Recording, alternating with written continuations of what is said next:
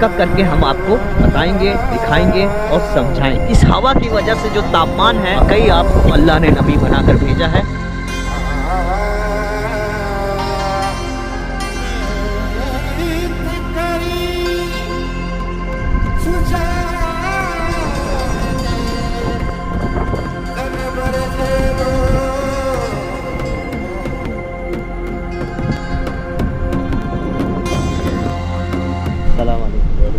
कैसे है? अलूला में हमारे करता धरता है, इनकी वजह से हमें पनाह मिला। अल्लाह इनको और इनके अहल वयाल को जन्नत में पनाह दे।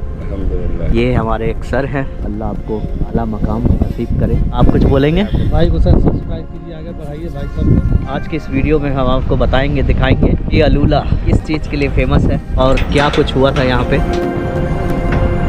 स्वागत है आप सबका एक और नए शहर में, एक और नई जगह पर। इस वक्त हम मदीना राज्य के अंतर्गत आने वाला छोटा सा टाउन है अलूला, जिसे अल अलूला भी बोलते हैं कुछ लोग। अलूला का मतलब होता है ऊंची स्थान। एनीवे, एक कोई बड़ा शहर नहीं है रियाद और दम्माम की तरह, ये एक छोटा सा टाउन है, यानी ताइफ की तरह ही एक छोटा सा टाउन है ये। तो इस टाउन में क्या कुछ है देखने और दिखाने के लिए, चलिए एक एक करके हम आपको बताएंगे, दिखाएंगे और समझाएंगे। तो लेट्स सी। और कितना एक्सेसिबल है फॉर हैंडीकैप पीपल, नॉर्मल इंसानों के लिए। यहाँ अगर तापमान की बात करें, टेम्परेचर की बात करें, तो भाई इतनी ज़्यादा ज़बरदस्त ठंड है, होश ठिकाने आ जाएंगे। इस वक्त जो तापमान है, आप यकीन ना करेंगे 8 डिग्री सेल्सियस है। लेकिन एक चीज़ यहाँ पे बहुत अच्छी है, चाहे ठंड जितना भी ज़्यादा हो, धूप तो निकलेगा ही। लेकिन इस धूप का कोई मायने और मतलब नहीं है। इस कड़ी में सबसे पहले हम आपको सोखैरत मार्केट, जो एक वेजिटेबल और फ्रूट्स मार्केट है, और क्या कुछ है यहाँ पे वो भी देखते हैं। बारी बारी से और भी चीज़ों का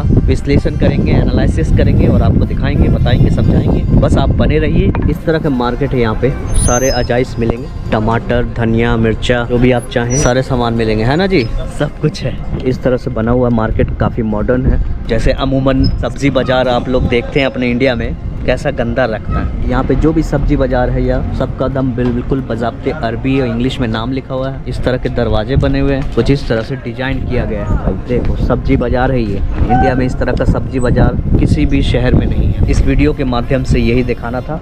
आगे चलते हैं। ये पूरा अलूला सेंट्रल है, इसके दोनों तरफ दुकानें हैं। 3 सिग्नल अब तक मिला है, एक सिग्नल से दूसरा सिग्नल 800 या 1 किलोमीटर के अंदर अंदर होता है। ये पूरा शहर 4 से 5 किलोमीटर के अंदर ही है। कब शुरू हुआ और कब खत्म हो गया पता ही नहीं चला। अब अगर अलूला के इतिहास के बारे में बात करें, शायद आपको मेरी आवाज आ रही है या नहीं आ रही है मुझे नहीं पता। हवाएं इतना तेज चल रही है ना यहाँ पे, और इस हवा की वजह से जो तापमान है 60 डिग्री टेम्परेचर है। अब मैं करूँ तो करूँ क्या, ठंड की वजह से मेरा हाथ पैर काम नहीं कर रहा है। एनीवे, सामने जो पहाड़ देख पा रहा हूँ, ये है ओल्ड टाउन का पहाड़। Let's see. आपको मैं बताना चाहता हूँ कि इस्लाम रिलीजन में अगर हम इस्लामिक हिस्ट्री को पढ़ेंगे, पता ये चलेगा कि 1,24,000 पैगंबर अल्लाह ने भेजा है इस दुनिया में, अलग अलग लोगों को दावत देने के लिए। दावत मतलब ईमान का दावत, इस्लाम का दावत, एक अल्लाह पर यकीन रखने की दावत। 1,24,000 पैगंबरों में से 24 या उससे अधिक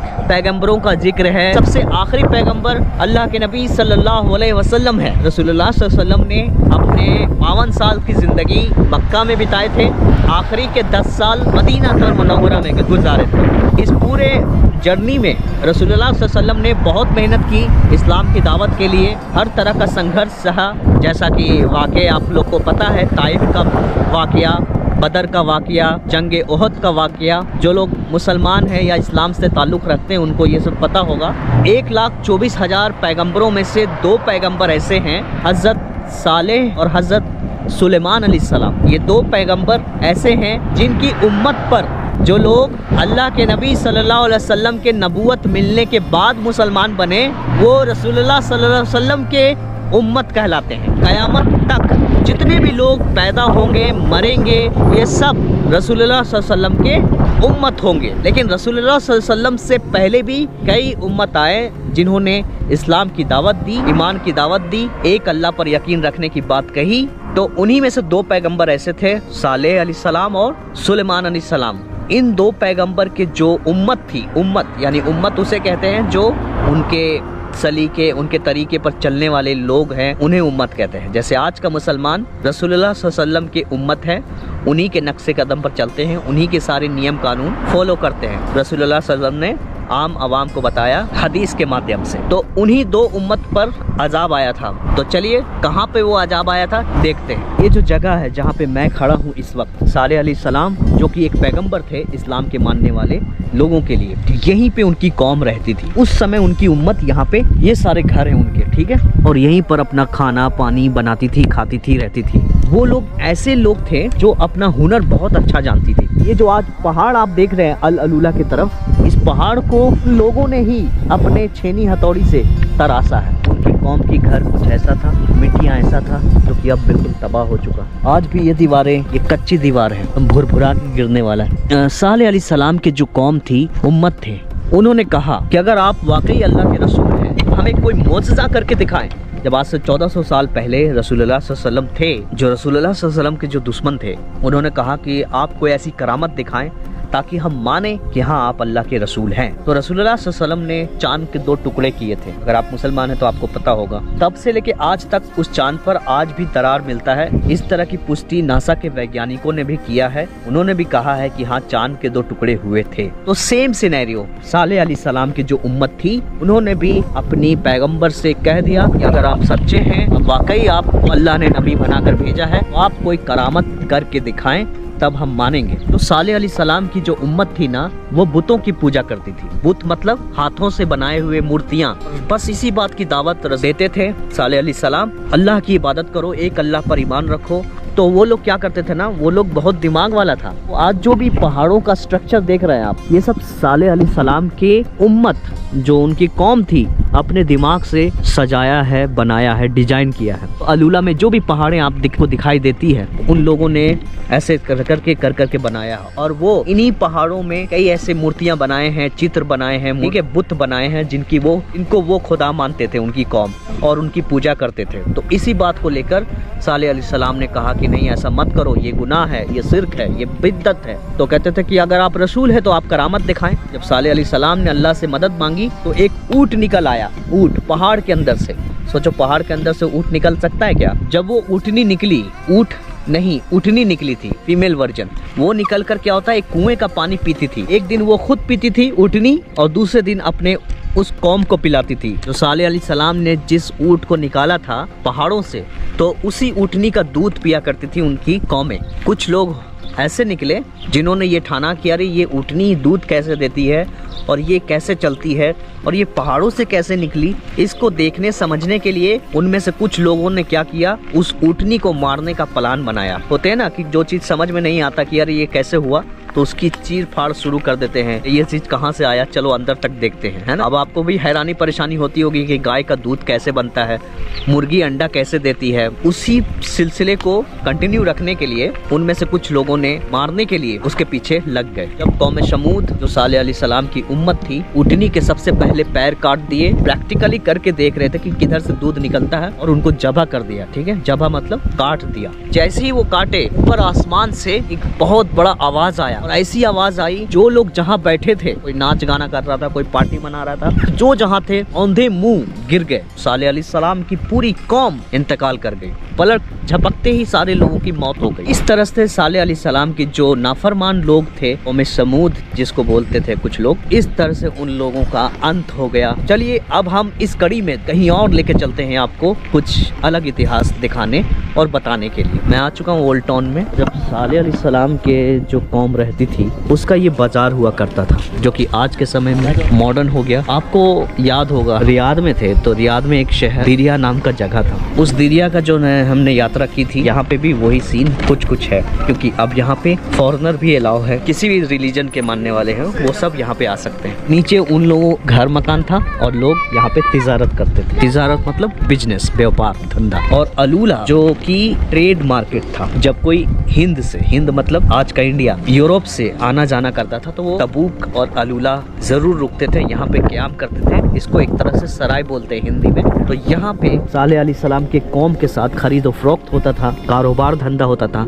ये बहुत बड़ी बाजार लगती थी। 1-2 साल पुराना नहीं है, ये 5000 साल पुराना बाजार है। 5000 साल पुराना बाजार, जो कि आज मैं अपनी आंखों से देख रहा हूँ, कैमरे के माध्यम से दिखाना चाहता हूँ। सऊदी अरब अपने कल्चर को, अपने पुराने चीज़ों को कैसे रिजर्व करके रखा है, उसे कैसे मॉडर्नाइज कर रहा है। यार ये तो मानना पड़ेगा यहाँ की गवर्नमेंट को। एक हम लोग हैं जो अपने इतिहास को, कल्चर को बुरा भला कहते हैं, गाली देते हैं, ताजमहल को गाली देते हैं, उसको मंदिर बताते हैं या कुछ ऐसी बात बताते हैं किसी भी इंसान के लिए सही नहीं। सीखना है तो हमें इन सब देशों से सीख सकते हैं। आज भी कई ऐसी जगहों पे, खास करके अलूला में, मूर्तियां मिलेंगी, उस कौम की मूर्तियां जो वो लोग पूजा करते थे। उनको इनकी गवर्नमेंट ने तोड़ा नहीं, जैसे है वैसे ही रखा, क्योंकि ये एक टूरिस्ट प्लेस है बाबा, तो इसको क्यों तोड़ेगा। जो लोग हमारे इंडिया में कुछ भी बना के गए हैं पीछे से, उनको गाली देते हैं, बुरा भला कहते हैं, तो किसका नुकसान होगा? फिर अपना ही नुकसान होगा। तो भाई हमें हर एक चीज को प्रिजर्व करना है, सेव करना है, रखना है। एकता में बल है, उसे बनाए रखना जरूरी है। लेट्स सी,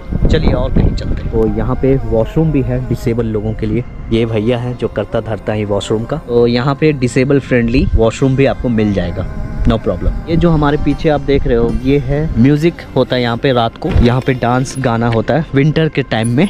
फिलहाल विंटर तो खत्म होने वाला है। यहाँ पे जो भी चाय कॉफी आप पीना चाहते हैं पी सकते हैं, लेकिन प्राइस बाकी दुनिया से अलग होगा। मैंने एक चीज और नोटिस किया, अगर हम बात करें टूरिज्म के मामले में, सबसे ज्यादा घूमने फिरने वाले लोग कौन होते हैं, किस कंट्री के? अमेरिका सबसे आगे है, दूसरे नंबर पर तो उसमें जर्मनी का नाम सबसे पहले आता है, तीसरे नंबर पर आता है चाइना का नाम, चौथे नंबर पर अपना प्यारा भारत आता है। कई ऐसे साइन बोर्ड है जो चाइनीज लैंग्वेज में लिखी हुई है। सऊदी अरब में चाइनीज लैंग्वेज थोड़ा सा अटपटा लगता है, लेकिन ये सच है। तो अभी हम इसी मार्केट में चल फिर रहे हैं भाई। यहाँ पे बड़े बड़े लोग हैं, बड़े बड़े लोग। ऐसी पहाड़ की आर्किटेक्चर मैंने अभी तक कहीं नहीं देखा। आज इस पहाड़ को देखने के लिए दुनिया भर से लोग आते हैं। यहाँ पे आपको बस की फैसिलिटी भी मिलेगी। अब आगे देखते हैं और क्या कुछ है देखने और दिखाने के लिए। मुझे अभी एक बात पता चला जो मैं आपके साथ शेयर करना चाहता हूँ। उम्रा की कुछ गाड़ियाँ हैं, मक्का मदीना के अलावा अल अलूला भी लेके आएगी। तो अगर आप अल अलूला की भी डिमांड करेंगे तो थोड़ा सा कॉस्ट बढ़ जाएगा उम्रा का। किस तरह का आर्किटेक्चर बनाया है इन लोगों ने। शुक्रान शुक्रान, बाय बाय, मरहबा मरहबा।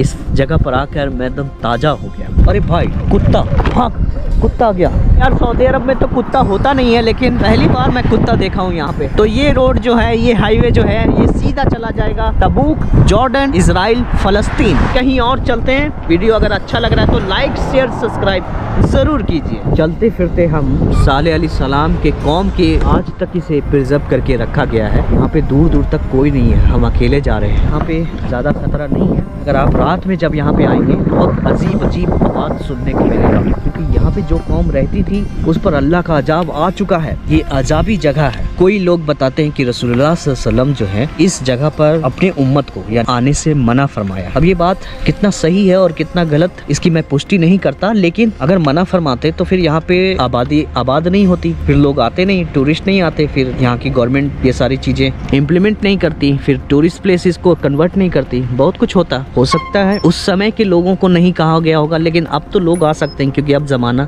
बदल चुका है। हर सदी में अच्छे बुरे काम होते रहते हैं, तो ज्यादा घबराने की जरूरत नहीं है। चलते फिरते इस इलाके में पहुंच गए। जबल इकमाल इसका नाम है। ये तो शुरू होते ही वहाँ जाने को नहीं मिला। ये जो जगह है वो कुछ खास नहीं है, फिर पहाड़ों से बना हुआ है, लेकिन अभी एलिफेंट आइलैंड जाएंगे क्योंकि वो खुलेगा जल्दी। यहाँ पे ये हाईवे जो है ना, सिंगल लेन का हाईवे है, तो थोड़ा सा यहाँ पे खतरा है। पीछे से ऐसे देख पाते हैं मिरर समझ के। एक और मजे की बात बताता हूँ, मेरे साथ एक घटना हो गई। मुझे ठंड लग रही थी, तो पुलिस वाले ने क्या किया, तो जहाँ पे अभी मैं खड़ा था वहाँ पे एक पुलिस वाला आया, कहने लगा आपको ठंड लग रही है। मैंने बताया बहुत ठंड है यहाँ पे। भाई पुलिस वाले ने एक कंबल दे दिया मुझे, देखो कि आप इसे ओढ़ लो। हमने बोला भाई मैं ओढ़ लूंगा, फिर तुम क्या ओढ़ोगे? तो कह रहे नहीं, मैं गाड़ी के अंदर रहता हूँ ना, तो हॉट एसी चला देता हूँ, तो मुझे पता नहीं चलता। इतनी ठंड में मैं कभी भी रिकमेंड नहीं करूँगा कि आप इस तरह की यात्रा करें। अस्सलाम वालेकुम, कैसे हैं? कहाँ से? अफगानिस्तान, काबुल। माशाल्लाह, काबुल जिंदाबाद, अफगानिस्तान जिंदाबाद। क्या लेके जा रहे हैं? वो सामान है खाने पीने का। अच्छा, आपको ठंड नहीं लग रहा? बहादुर है आप। ये पुलिस वाले अभी उधर खड़े थे, उन्होंने मुझे कंबल दिया, बोल रहा है बहुत ठंड है, इसको पहनो। काफी चलने के बाद ऐसी एक्सपेक्टेशन हमने नहीं की थी यार कि इस देश में इतनी ठंड। कई किलोमीटर चलने के बाद 10 किलोमीटर की यात्रा हमने तय कर ली व्हील चेयर के साथ। 1 किलोमीटर का रास्ता बिल्कुल कच्चा। ये 1 किलोमीटर इतनी ऊंचाई थी। फिलहाल एलिफेंट रॉक्स आ गए। ये सामने शायद टिकट काउंटर है। सलाम अलैकुम, can I shoot? Okay, how are you? All good? I'm good. Very cold here. Yes, it's cold. Very cold. Look at police give me blanket. Yes, nice. Yeah. How much ticket for? No. Or disabled free? No, for all people it's free. All people. Yeah, just the parking over there. This is a wheelchair. No need parking. No need parking. Without this, I can't walk. You can't walk. No.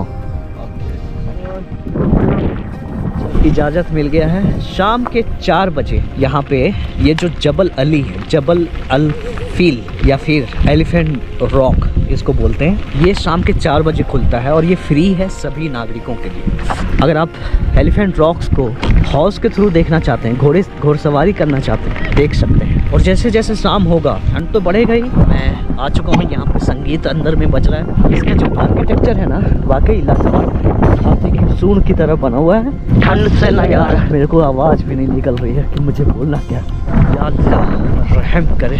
Thank you, शुक्रिया। ये है elephant rock. इसकी इतिहास कहानी थोड़ी देर में बताता हूँ, पहले मैं सांस ले लूँ। How are you? Where are you from? Spain? You?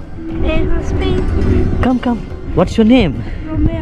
Rommel. Okay, nice to meet you. भाई बच्चे देख के हमें चौंक रहे हैं, बंदा कर क्या रहा है। मैं जैसा देख पा रहा हूँ कि जो सऊदी के लोग हैं उनको ठंड नहीं लग रही है, वो गंजी पहन के ही जी रहे हैं। यहाँ पे इन लोगों ने कुछ ऐसे खंडक बना रखे हैं, बैठ सकते हैं, चिल कर सकते हैं, कॉफ़ी पी सकते हैं जो भी आप पीना चाहें। और बीच में अभी आग जल रही है, कुछ लोग बैठे हुए हैं। यहाँ पे इन्होंने लकड़ी के रोड तो बनाए हैं, फिर भी अगर आप न्यू मोशन के व्हीलचेयर से आएंगे तो ज़्यादा कोई प्रॉब्लम नहीं होगा, लेकिन मैनुअल व्हीलचेयर आप इस पर नहीं चला पाएंगे क्योंकि ये रेत में फंस जाएगा। देखो कभी कभी मेरा भी स्लिप कर रहा है। ओह, सलाम वालेकुम।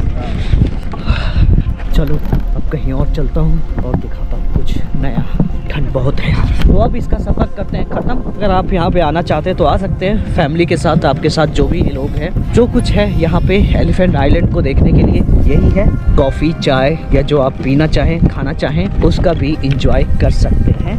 चलो ओके, शुक्रान, अलविदा, टाटा। तो भाई ठंड इतनी है कि मैं गाड़ी चलाते हुए भी कंबल ओढ़ूंगा। Very cold. Very cold, very cold. I don't expect. Saudi Arabia is very cold. Yalla. Okay, शुक्रिया। तो भाई फाइनली हम आ गए हैं अलूला टाउन। और अलूला का ये मेन मार्केट है जो कि सिर्फ 3 सिग्नल पर ही आधारित है। शहर नहीं है ये, छोटा सा टाउन है, छोटा सा। जो लोग हमारे गांव के आसपास के लोग हैं, पंचानपुर भी अब बहुत बड़ा हो गया, उससे भी छोटा। और एक और चीज, दुनिया में आप कहीं भी चले जाएं, कहीं भी इंडियन रेस्टोरेंट, बांग्लादेशी रेस्टोरेंट और पाकिस्तानी जरूर मिलेगा। बेझिझक जाएं कि आपको ये टेंशन ना हो कि भैया हम खाना कहाँ खाएंगे, क्या खाएंगे, कैसा खाना रहेगा। तो ये तीनों स्वाद जो आप घर में खाते हैं वही खाना आपको दुनिया भर में मिल जाएगा। चलो खाना वाना खा लिया।